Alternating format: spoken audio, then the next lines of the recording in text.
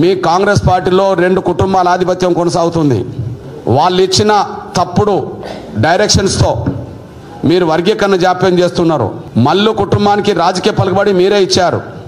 ఇకపోతే వెంకటస్వామి కుటుంబం, ఆ వెంకటస్వామి కుటుంబంలో 3 ఏకకాలంలో ఉన్నారు. వాళ్ళ కుటుంబం రోడ్డు మీదకి వచ్చి అడ్డం పడుతున్నది.